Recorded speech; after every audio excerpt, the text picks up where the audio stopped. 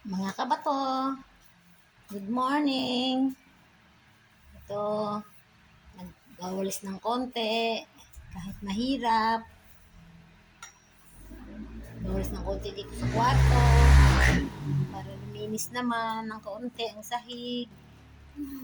Hirap po kasi ako ay naka-walker lang. Naka-walker, hindi ako nakatrabaho. Ito makalakad ng sarili. Kaya, kahit pa inot-inot, nagwawalis.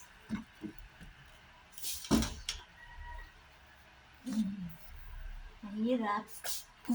Pero dahan-dahan lang.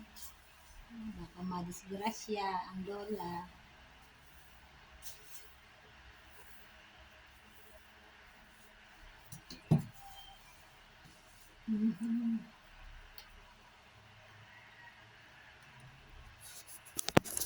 Kaya, mag-iingat at kailangan maingat, kumilos. Ano po, masakit.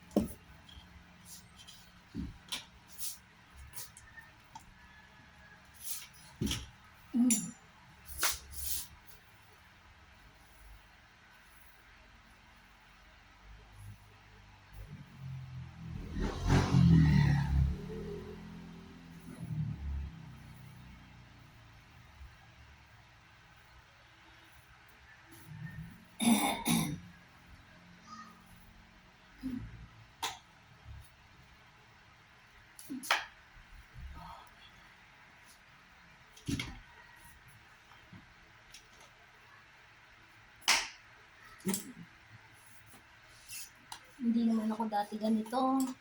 Nakakalakad ako dati. Nagtatrabaho pa nga ako dati. Ngayon ganito na eh. Wala. You have to accept the fact. Accept the reality na ang dialysis patient ay dumarating sa ganitong punto. Mahirap pero kailangan tanggapin. Tapos ang sakit pa sa katawan. Laban-laban lang.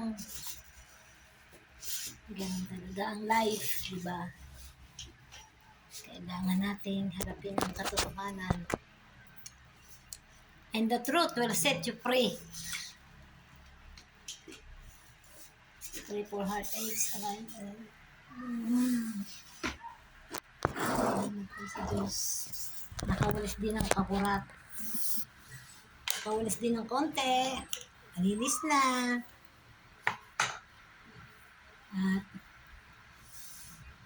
magpiprepare na kasi dialysis ko ngayon. Pahinga konti, maliligo na. Thank you, Lord, for another blessings of my life na inyo pong ipinapahiram. Laban-laban lang mga kabato. Nandiyan si Lord, hindi tayo papabayaan ng Panginoon.